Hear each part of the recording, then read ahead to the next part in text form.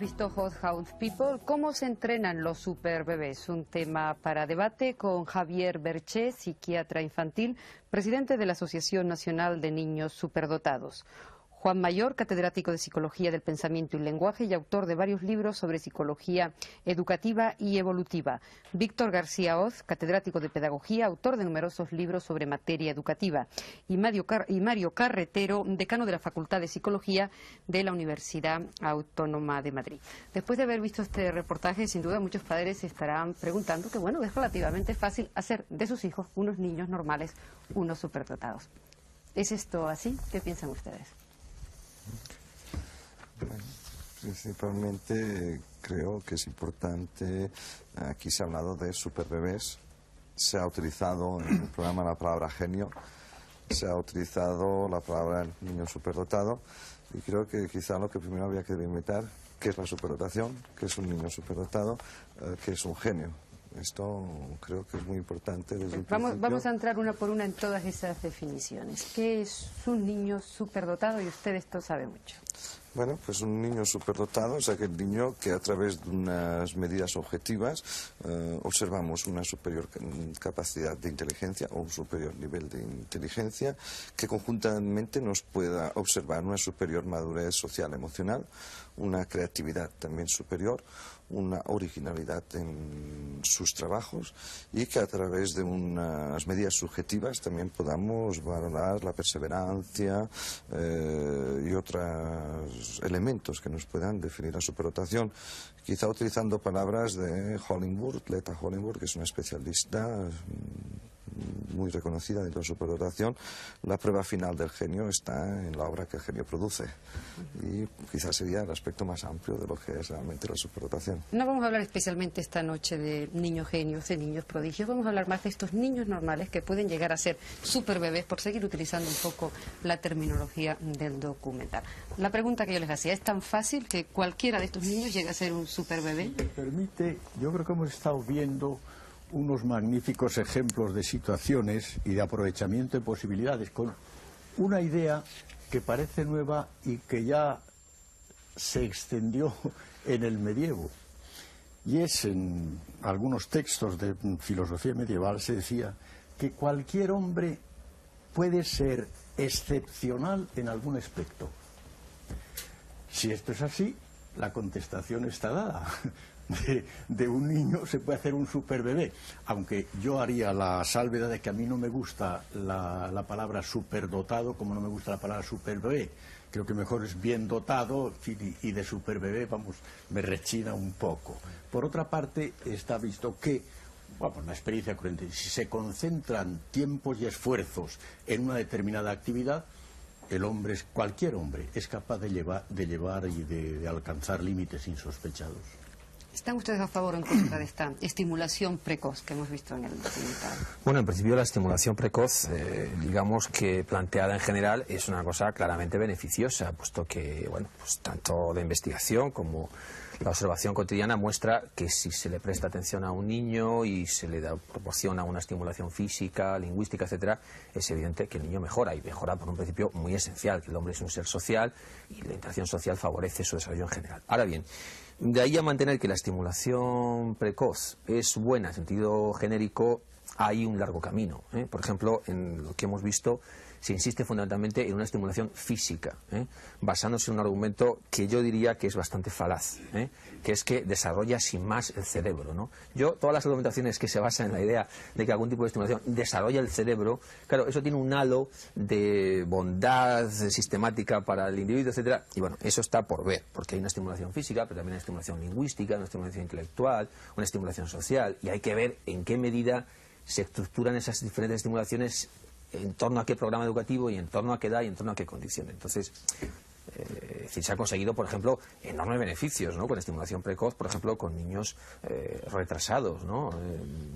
Con niños normales es evidente también, pero no porque desarrolle el cerebro sin más, cosa que ya digo, quizás sea muy difícil conocer en estos momentos de lo que sabemos sobre investigación neurológica, ¿no?, sino quizás porque, bueno, pues, citando a un psicólogo muy eminente, que es muy conocido, llamado Piaget, pues todos sabemos que el conocimiento antes de los 2 años es un conocimiento fundamentalmente físico, y por eso la estimulación física es, pero no porque sea buena sin más, ¿no?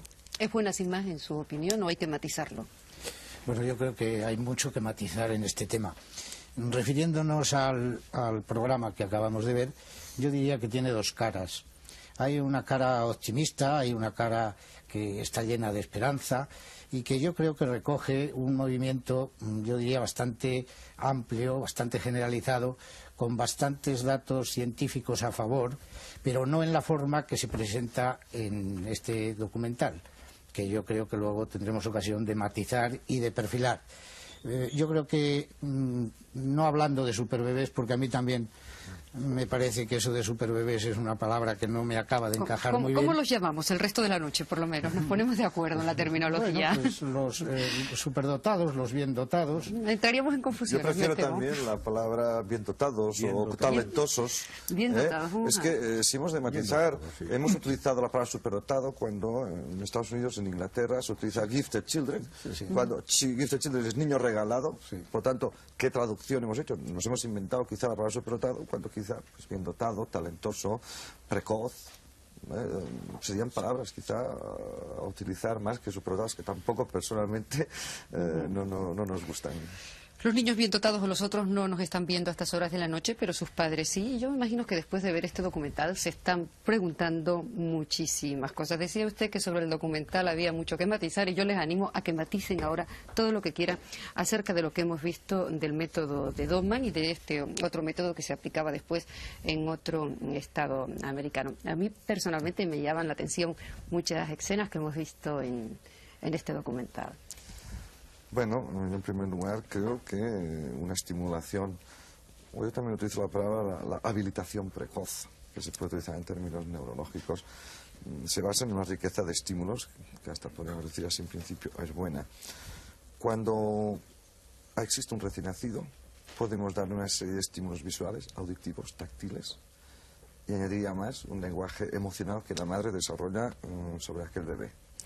Esto es una riqueza de estímulos que en principio podría ser positiva para el niño. En todo el programa que acabamos de ver, no obstante, yo veo que pocas veces ha utilizado entonces la palabra inteligencia. Que esos estímulos desarrollan la inteligencia de estos niños. Es, quizá como acabamos de señalar, la maduración neurológica de esto todavía no hemos podido demostrar. Pero sí que podemos valorar la inteligencia a medida que vayamos conociendo al niño y perfeccionando los sistemas de identificación, es la respuesta conductual que el niño va a hacer a aquellos estímulos que le vamos a dar. Cómo el niño va a seleccionar respuestas a esos estímulos visuales, auditivos, táctiles, emocionales que la madre le ha podido dar. Y a mí me ha llamado mucho la atención en el sistema educativo de Doman la preponderancia de la madre. Yo la doy la preponderancia de la madre hasta los 2 primeros años de vida. A partir de los primeros 2 años, la figura paterna también tiene mucho que ver, sobre todo, bajo mi punto de vista, a nivel del desarrollo auditivo, que es muy importante para luego un correcto desarrollo del lenguaje de aquel niño. Por lo tanto, la inteligencia la valoraremos más como respuestas o conductas a esos estímulos. Tenemos a 2 psicólogos que nos acompañan esta noche. ¿Valoran usted en la misma forma que lo hace el doctor Berche como psiquiatra el papel del padre y de la madre en la educación del niño? ¿Lo hacen en esta misma proporción? Vamos a ver, es decir, yo creo que lo que no cabe duda, y hay muchísimas investigaciones que lo muestran, ¿no?, es que el niño necesita unas figuras de apego estables, que por regla general han sido maternas, claro, y que el niño a lo largo de los 2 primeros años de vida efectivamente va estableciendo una serie de vínculos emocionales que pasan por una serie de pautas comportamentales muy diferenciadas, que sería largo comentar ahora, que si no se jalonan, digamos, en su debido tiempo con una determinada forma, luego pues parece muy claro que se producen trastornos, etcétera, ¿no? Lo que pasa es que, claro, volviendo un poco también al documental, a la película que hemos visto, todos estos temas, digamos, de índole psicoeducativa, tienen siempre una connotación sociopolítica, ¿no? Hemos visto una defensa muy ardiente del papel de la madre en el ámbito educativo.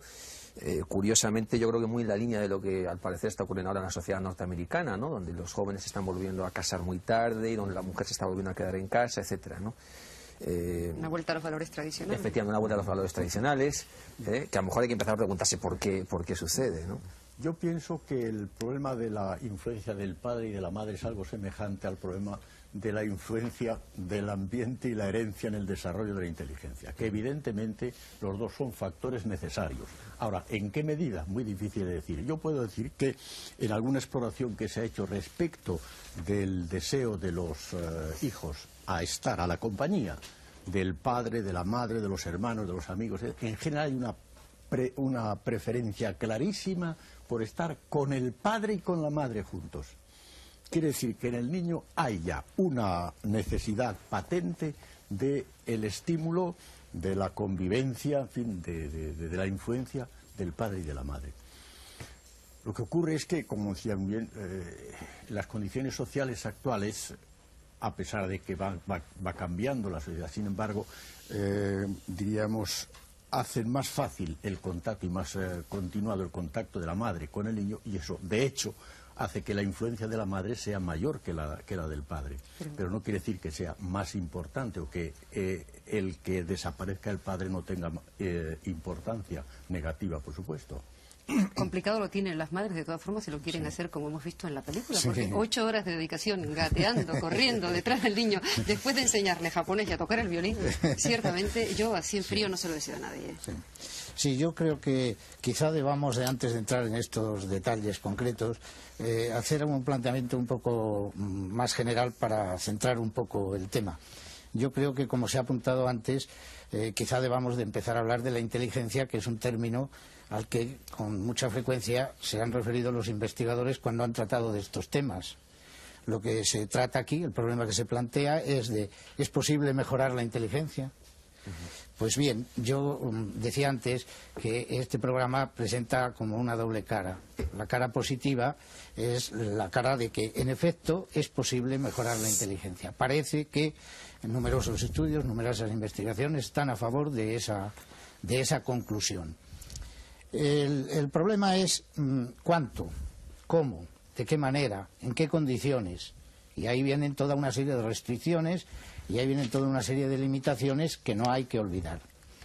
El aspecto contrario, la otra cara que tiene este programa tal como lo hemos visto, es, yo diría, es un poco preocupante. Incluso en el propio programa se ha introducido a través de una especie de crítica que fácilmente se ha contestado desde el propio programa, pero yo creo que nosotros tendríamos que ahondar un poco en ella. Tal como se presenta, se da por supuesto que no es necesario ninguna comprobación, ninguna contrastación empírica de los resultados. Continuamente se está haciendo referencia, Doman está haciendo continuamente referencia, si todo el mundo está aquí muy a gusto, y el que no esté a gusto que se vaya.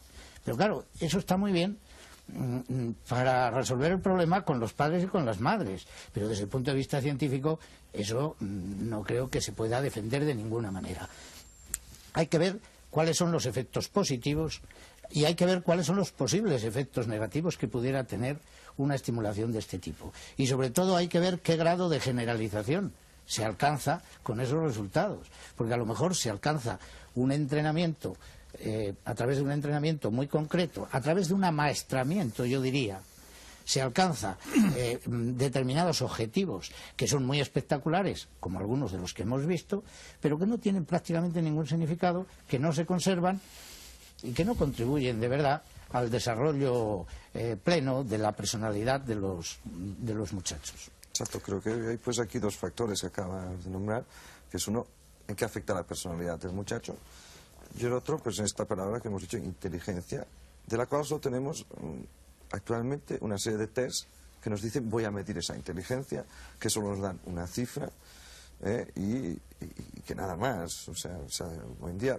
generalmente se utilizan una serie de test de medidas de inteligencia estandarizados, que bastantes, diría yo, problemas tenemos aquí quizá para adaptarlos a una sociedad, porque me he encontrado ahora con unos test nuevos que utilizo, y bueno, la adaptación a la sociedad completamente diferente, y que puede conducirnos a una serie de errores, porque realmente hay luego estos otros factores de personalidad que, como bien decía, son muy importantes valorar.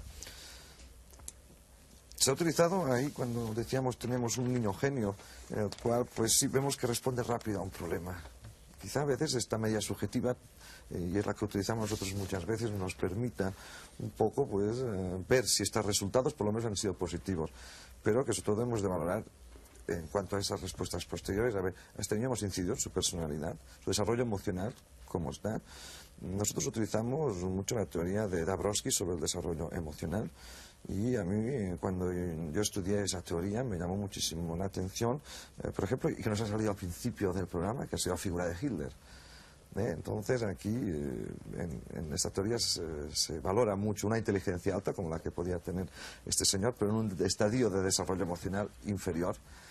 Y que entonces toda esta persona era dictatorial, era una persona que su respuesta de personalidad era negativa para el resto de la humanidad. Entonces aquí esta valoración inteligencia-personalidad creo que es un nivel de estas respuestas a los sistemas educativos que estamos hablando. Por otra parte, claro, está el problema de la generalización de los resultados, que realmente no tiene una base suficiente. Por otra parte, yo creo que como consecuencia ya de los inicios de la estimulación precoz, me parece, repito que no soy especialista en el asunto, pero en fin, el primer intento verdaderamente grande de extender esta actividad a toda la población necesitada, que fundamentalmente era pues los marginados, es el del Head Start, que por los años 60 en los Estados Unidos pues se intentó utilizar. Bueno, ello dio origen a muchas experiencias, a muchas investigaciones. Y entonces, en las investigaciones pedagógicas y psicológicas también, por supuesto, hay resultados contradictorios para todos los gustos, ¿verdad? Pero en conjunto creo que se puede decir, como sumarizando estos resultados, es que esta estimulación precoz y esta atención especial no solo al sujeto, sino también al ambiente, que fue una de las primeras consecuencias de esto, tiene positiva influencia en las actitudes y el aprovechamiento del ambiente social, que están muy bien aceptados por los padres que tienen hijos, en fin, implicados en estos programas. Pero los resultados son bastante modestos respecto de las adquisiciones escolares, es decir, las que están más cerca, podríamos decir, de la inteligencia. Claro, esto me parece que responde también a una deformación pedagógica de la misma idea de estimulación precoz, y es que se empieza por pretender desarrollar, como dicen, crecer el cerebro. Yo también tengo mis reservas sobre todo esto, ¿verdad? Pero en fin, desarrollar. Parece que no estamos utilizando todo el que tenemos, o sea que ¿para qué desarrollarlo más? ¿no? Desarrollar la inteligencia, que aumentar la inteligencia, etcétera, etcétera, etcétera. Y luego viene la presión de los padres y, en definitiva, para el padre de un niño de 3 o 4 años, el problema está en cuándo aprende a leer. Y entonces, claro, esta presión me parece que ha forzado a los mismos que desarrollan estos programas a atender a lo que hemos visto por ahí, cómo enseñar a su bebé matemáticas, cómo enseñar a leer a su bebé. Bueno, esto realmente es una deformación pedagógica. Entonces, una pregunta muy concreta y para todos ustedes. ¿Es bueno o es malo que los niños aprendan a leer muy pronto? Yo diría, más que es bueno o es malo, fundamentalmente que en parte es inútil. Es decir, es inútil, claro, porque, muy bien, vamos a suponer que mediante técnicas como las que hemos visto, o otras parecidas, conseguimos que un niño con 3 años lea. Bueno, estupendo, ya el chico sabe leer. Lo que pasa es que, claro, ¿qué es lo que hace normalmente un chaval a los 3 años? Pues pasar una gran parte de su tiempo haciendo fundamentalmente actividad motora y lingüística poco estructurada. Es decir, no va a llegar el niño de 3 años a casa y va a coger el periódico, o ni siquiera un cuento, porque se va a poner a leerlo y una gran parte de la información no la puede entender. Es decir, que entonces la inteligencia, como se decía antes, es un asunto fundamental, digamos, distinguirlo, hacer precisiones conceptuales, ¿no? La inteligencia es, desde luego, algo esencial en el desarrollo humano, pero la inteligencia tiene un contexto, y esa es la crítica, por ejemplo, que se ha hecho a los test que antes se comentaba, ¿no? Que son una medición muy estática de la inteligencia. O sea que, en ese sentido, yo insistiría, digamos, en esta cuestión de si se debe enseñar a leer o no antes, digamos, la edad habitual. Una de las razones por las cuales insisten que debe ser así es por esas ideas implícitas, digamos, que tienen muchos padres, que son un producto de la ideología dominante, por decirlo de alguna forma. Es decir, lo más importante es el éxito, y el éxito escolar es esencial, y eso es primordial y debe conseguirse a cualquier precio. Y yo creo que por esa razón, en parte, tienen mucho éxito este tipo de programas, ¿no? Sobre todo una sociedad tan competitiva, tan individualista como la norteamericana, sí, que se está extendiendo en nuestro país también terriblemente, este tipo de influencias ideológicas. Sí, sí. Lo mismo que la maduración neurológica, que mi hijo tiene 14 meses, aún no camina. Ojo, que es muy importante porque el otro me caminó a los 11 meses. O sea, es lo mismo, estamos ante unas perspectivas que esperamos que el niño camine a los 12 meses y si no está pasando, pues el niño aprende a leer. Cuando yo lo que digo es, si el niño quiere caminar, estimúlelo a caminar, pero no haga que si no lo piden no le enseñe usted porque es inútil, porque probablemente estamos instruccionando unos movimientos reflejos o estamos haciendo una instrucción en cuanto a la lectura. Sí, el problema de la lectura ha estado muy estudiado y no se ha llegado a ninguna conclusión definitiva desde un punto de vista riguroso, desde un punto de vista científico. Naturalmente que se ha conseguido que niños casi que antes de empezar a hablar sepan leer. Pues se ha conseguido porque la plasticidad humana es prácticamente infinita y yo creo que se consigue casi todo del hombre, ¿no? Pero hay teorías que sostienen que es mejor que se aprenda cuando ya han desarrollado toda una serie de capacidades previas que están implicadas en la lectura. Yo creo que la solución de este debate se podría buscar por la vía, que claro es fácil de enunciar pero luego es difícil de poner en práctica, por la vía de decir algo así como lo siguiente: debe de leer cuando esté maduro para leer. ¿Y cuándo está maduro para leer?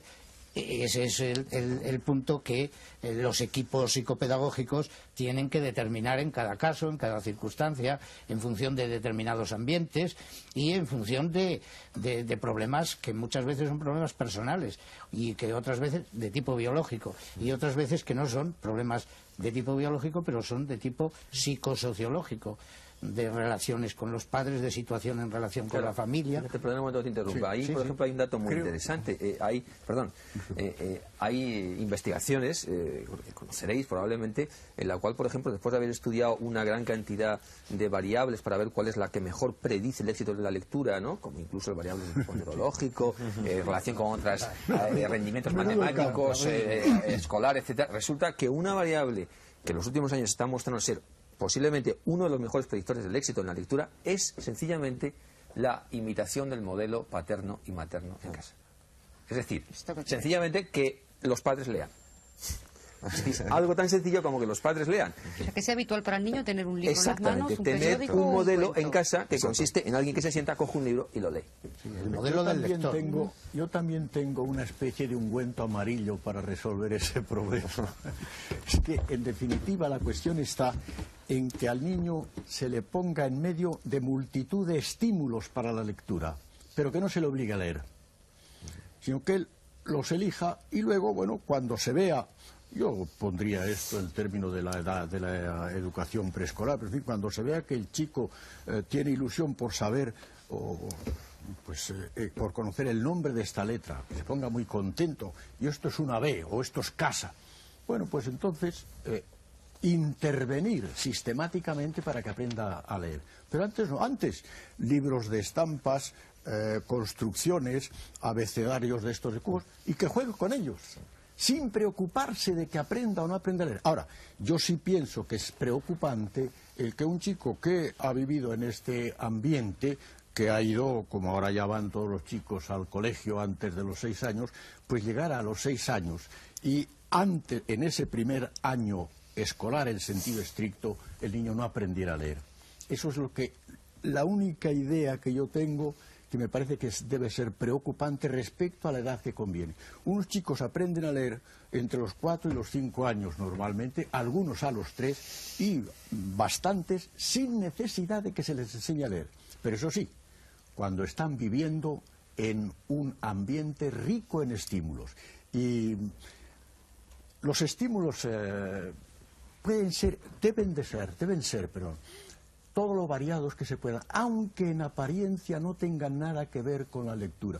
Por supuesto, esta influencia que acaba de hablar de el ejemplo de los padres, vamos a decir, viéndolos leer, pues realmente no tiene nada de extraño que esto sea así. Pero, por ejemplo, otro de los factores que se han puesto en evidencia como un predictor del aprendizaje de la lectura es la capacidad de ritmo de los chicos. El ritmo que se manifiesta en las producciones gráficas de los chicos. Bueno, ¿qué tiene que ver el ritmo con la lectura? Pues no lo sabemos.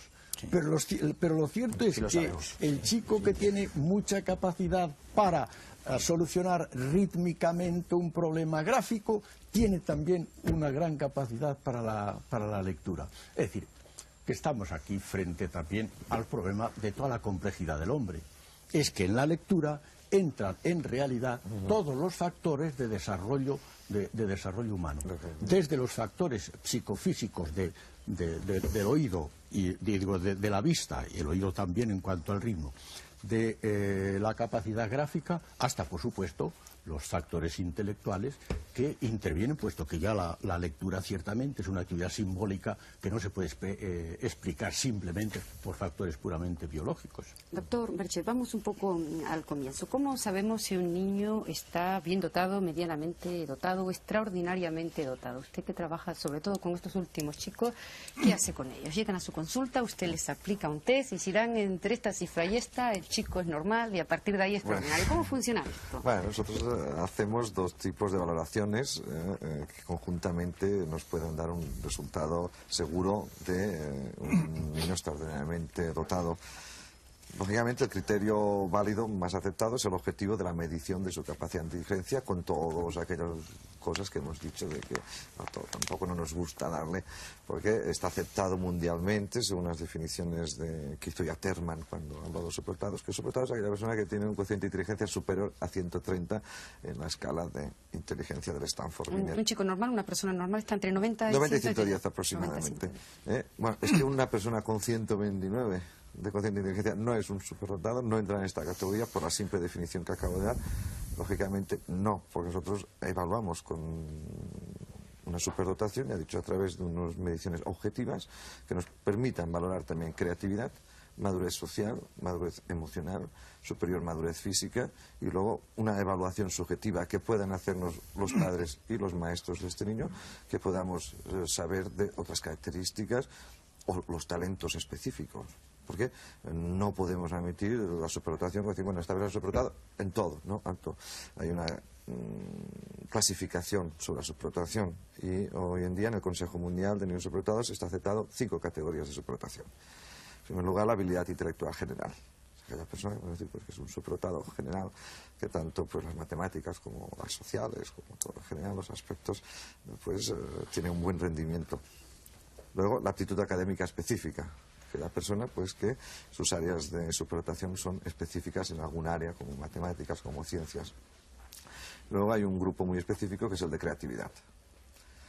Luego el de capacidades visuales y artísticas. El músico, no necesariamente es superdotado en todos los niveles. El pintor, la persona que domina el lenguaje, que son los talentos, podríamos decirlos. Y luego el superdotado psicomotriz, que también lo hemos de, lógicamente, valorar, no solo en la inteligencia, sino a nivel psicomotriz en todo aspecto del deportista, la mecánica, etcétera. Entonces, nosotros, pues por eso, a todo niño que llega a nuestra consulta, le hacemos toda una batería de test que nos permita establecer bien esta clasificación, objetivas y subjetivos a través del maestro y los padres. Después, ¿qué hacemos con este chico? Tenemos ya el superdotado, sabemos lo que es, qué hace ese padre y esa madre cuando se enfrenta a lo que mejor es un problema. Sí. Bueno, a mí me parece que hay un aspecto de la inteligencia que es esencial, ¿no? Bueno, vamos a empezar, digamos, no solo admitiendo, sino insistiendo en que efectivamente esos talentos específicos, claro, plantean unas necesidades educativas también especiales, ¿no?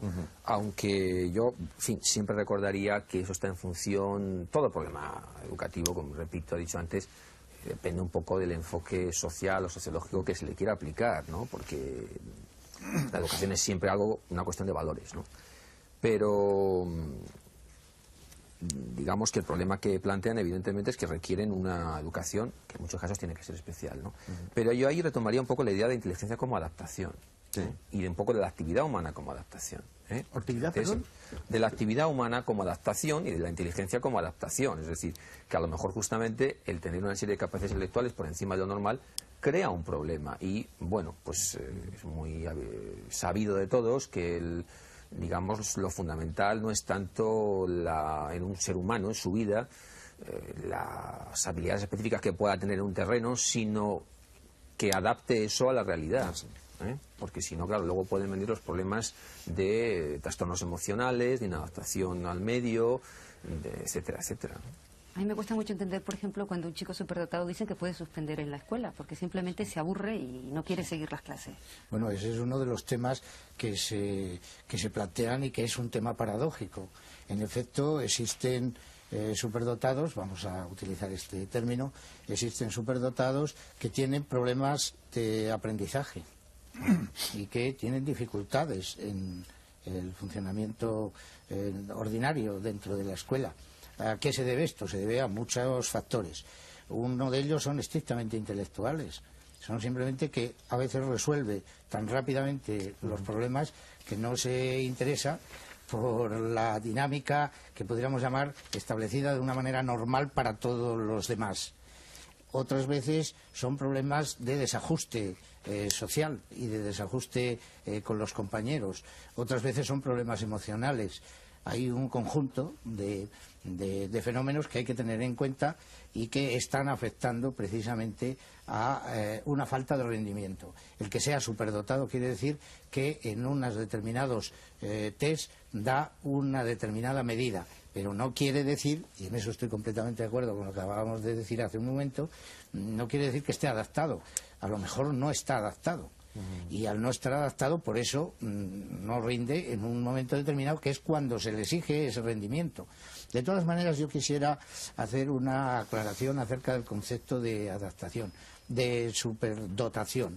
Yo creo que el concepto de superdotado ha dado muchas vueltas, y de las primitivas concepciones que las ligaban a eso, a obtener una alta puntuación en un test, se ha pasado a una concepción mucho más compleja. Y eso yo creo que está en la línea de la investigación psicológica actual, que hace que se considere que los fenómenos, los procesos psicológicos son procesos muy complejos que no se pueden reducir a una simplificación como se ha venido haciendo con mucha frecuencia. Por ejemplo, hay teorías que vienen a decir que no basta que tenga el superdotado una capacidad superior a la de los demás. Es necesario que además de eso tenga un grado de implicación en la tarea superior al de los demás, o que tenga una creatividad superior a los demás, que no es exactamente lo mismo que inteligencia. Entonces esta es la teoría de Resulli, por ejemplo, de los tres anillos, y quien dice esta teoría dice otras muchas que están abriendo el concepto de la superdotación a una perspectiva, yo diríamos, multidimensional. Y en esa multidimensionalidad yo creo que hay que incluir también los factores de personalidad que apuntábamos antes y los factores emocionales, que yo creo que son decisivos para la vida del individuo, que es a la postre a lo que tiene que servir la inteligencia, a la vida del propio individuo. Sí, son decisivos estos factores emocionales, hasta el punto de vista que yo insisto, sobre todo cuando he realizado el estudio de un niño y hablo con los padres, en los cuales unas veces se presenta, pues, bueno, esta disincronía. Bueno, usted está me diciendo que mi hijo tiene este cociente y en cambio su rendimiento, digo, bueno, es que no se preocupe usted del cociente. El cociente será 130, 120, 150, no se preocupe, preocúpese de esta adaptabilidad, de este desarrollo emocional, porque hay que comprender primero que superioridad intelectual no quiere decir superioridad emocional. Es aquí donde está quizá la base del estudio de estos niños. Pensar en unos factores de creatividad que a veces llamamos divergentes. El niño diverge completamente en la creatividad con lo que la escuela o la enseñanza le está provocando, y son aquellos niños pues con los cuales su rendimiento académico va a ser completamente nulo. Entonces nos vamos a esta excepcionalidad realmente de la educación del superdotado, que hemos de comprender bajo un punto de vista excepcional de estos factores que no solo son inherentes a su inteligencia, sino a estos otros factores. ¿Se ha encontrado muchos chicos realmente superdotados que han llegado a su consulta como chicos con problemas precisamente intelectuales, que ven a su padre y el 60%. 60% de los que tengo. O sea que usted ha descubierto a nuestros genios. El 60% de los que tengo tienen problemáticas y algunas de ellas muy severas. Es que yo diría más. Es que casi por definición, sí, el sujeto superdotado ahora se ha utilizado. Sí. En estas cuestiones de terminología, sí, siempre andamos a vueltas con los eufemismos. Y cuando a los idiotas y a los imbéciles se cargó esa palabra de una connotación negativa, se sustituyó por lo de subnormales. Pero cuando la palabra subnormal se cargó también negativamente, se pasó a hablar de deficientes mentales. Y ahora ya se prefiere hablar de excepcionales. Pues bien, al ir a este momento de hablar de excepcionales, nos encontramos con que tan excepcionales son estos como los superdotados. Y por lo tanto, por definición, un superdotado es un problema. A propósito de estos otros, sí, excepcionales, solo una cuestión y enseguida tiene usted la palabra, si me permite, porque no quiero que se me escape esto que usted acaba de apuntar. A propósito de estos excepcionales que no llegan, las personas que tienen deficiencias de tipo mental, ¿hasta qué punto este tipo de técnicas que estamos viendo aquí pueden ayudarles a superar sus problemas? ¿Se ha experimentado también, se ha trabajado también seriamente con todo esto? Ha sido, de hecho, el origen después de ayudar a los chicos. Sí, en el fondo es hacer unos equipos de ayuda psicopedagógica pues que se han originado para que, y siempre haciendo una valoración exacta, es decir, porque dentro de la superdotación también hemos de diferenciar el de 130 con el de 160, que nos vamos a una categoría, y lógicamente en cuanto a una adaptabilidad del infradotado, ojo, el que tenemos a un nivel de inteligencia de 80-85, que lo podremos hacer una muy buena adaptabilidad incluso escolar, y ojo, con él en la categoría esta que se había dicho de, me parece, imbécil, idiocía, que existía anteriormente, porque son categorías en las cuales, sobre todo los que están a un nivel limítrofe, pues que se puede conseguir una adaptabilidad pedagógica con estos sistemas de ayuda especial, excepcionales, lógicamente, que ya se están introduciendo y que van a dar sus resultados. Yo diría que la última, por ahora, acepción o visión de la educación personalizada lleva justamente a este problema a través de lo que se llama técnicamente modulación de actividades educativas. Es decir, que la vida escolar es complejísima y generalmente se hace objeto de estudio aquella vida escolar que puede ser programada. Es decir, concretamente, pues el aprendizaje de las distintas materias.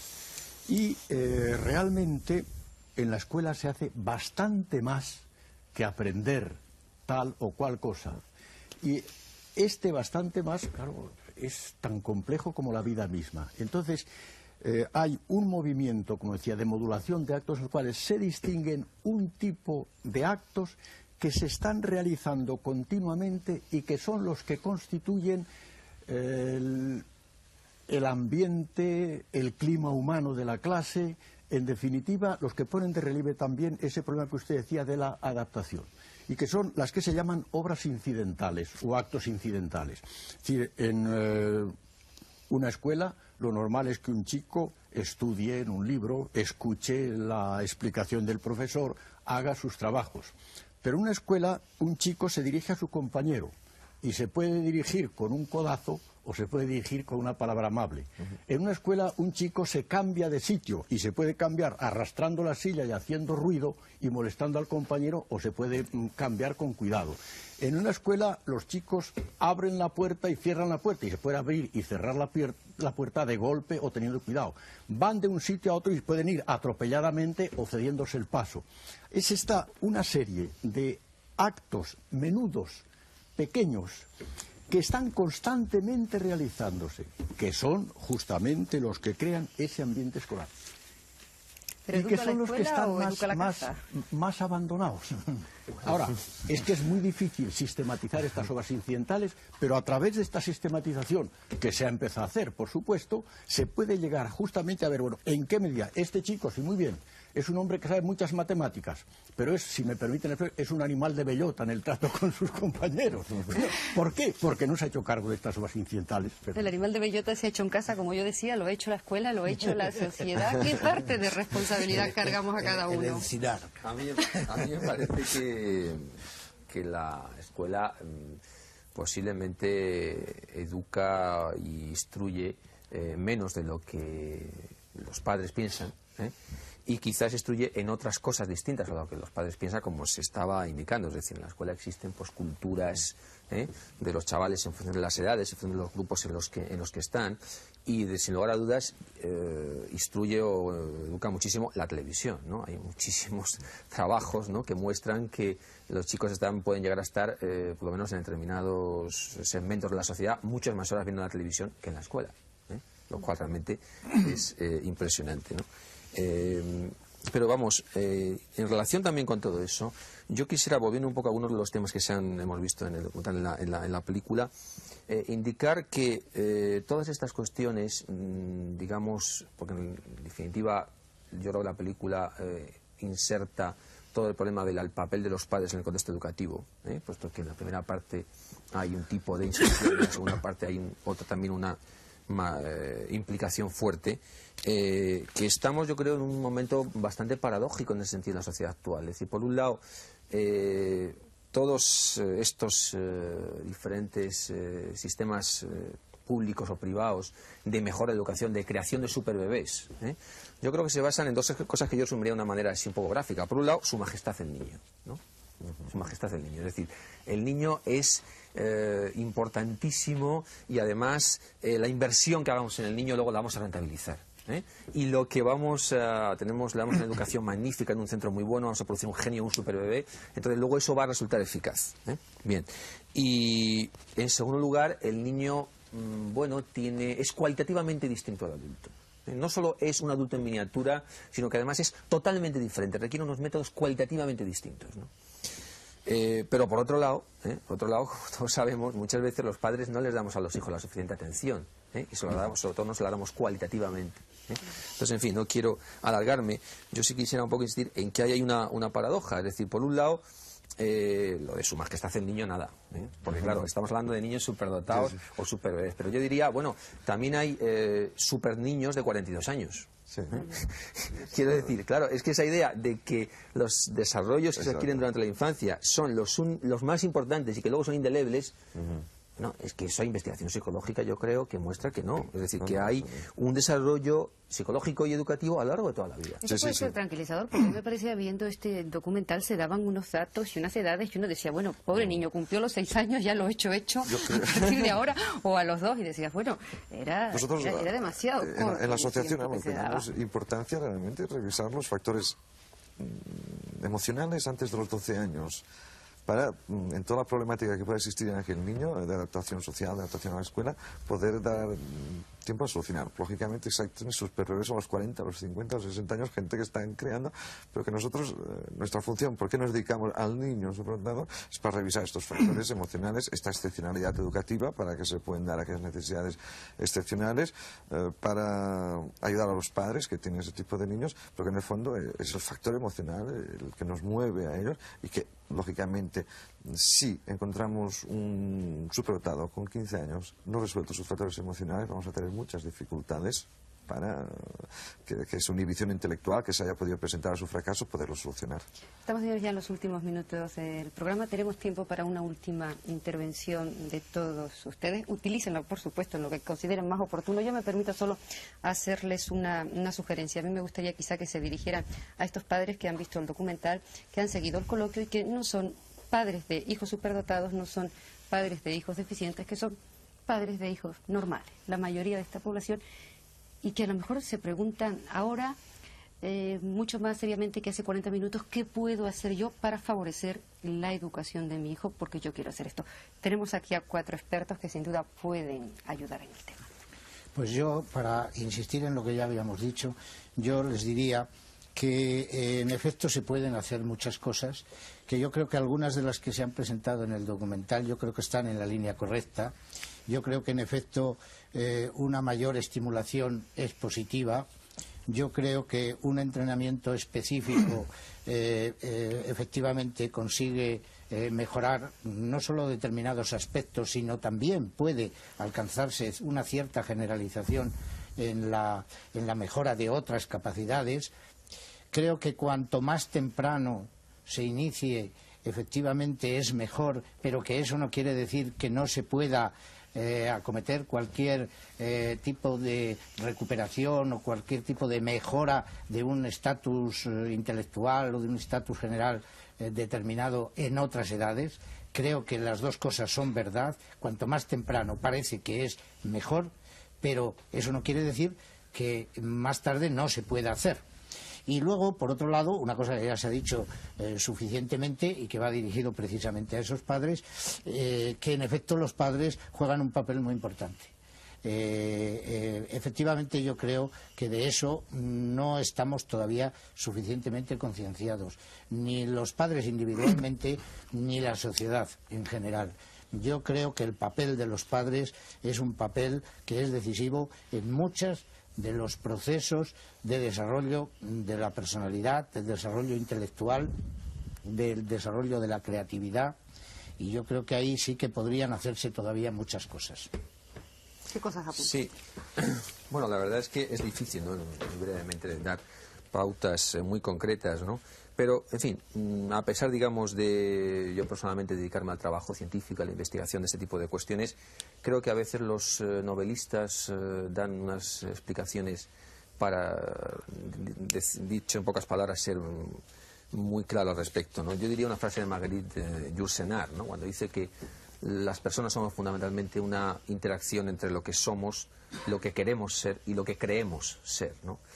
Yo diría fundamentalmente que como padres deberíamos estar atentos a las tres cosas, ¿no? Es decir, eso supone intentar entender el punto de vista de los hijos, intentar entender, digamos, lo que ellos están viviendo en cada edad distinta, pero al mismo tiempo yo diría que eso no debe estar reñido con tener claro, ¿no?, que debemos mantener una posición propia, porque si no, en fin, yo estoy especialmente preocupado por una educación, yo creo, excesivamente permisiva en la sociedad actual, y específicamente una educación sin unos valores demasiado claros, ¿no? Es evidente que estamos viviendo la final del siglo XX y eso produce en los padres muchas veces una gran confusión acerca de si mantener un desarrollo intelectual lo primero, o la competencia como lo primero, los valores solidarios lo primero. Es decir, todo eso no está muchas veces claro en los Usted, padres. en cualquier caso, ¿por qué apunta de esto en concreto? ¿Por cuál de los tres aspectos? Yo apuntaría fundamentalmente por un crecimiento de la persona como un ser solidario y como un ser social. Señor García. Bien, yo creo que hay una buena idea en toda esta preocupación por la educación de los padres. La educación de los hijos empieza en la educación de los padres. Pero es interesante señalar que ahora mismo hay también todo un movimiento de investigación pedagógica que intenta ver cuáles son, podríamos decir, las argucias de las madres para lograr la conducta que tienen en sus hijos. De suerte que no son solo los profesores los que van a orientar a las madres o a los padres, sino también los padres y las madres sirven de orientación a los profesores. Y en concreto respecto a su actuación respecto de los hijos, yo diría que lo fundamental es, y la finalidad que deben tener más clara, es el intento de que sus hijos sean felices en la infancia, en la familia, en la escuela, con los amigos. Ahora, que la felicidad tiene dos caminos, que son la actividad y la compañía.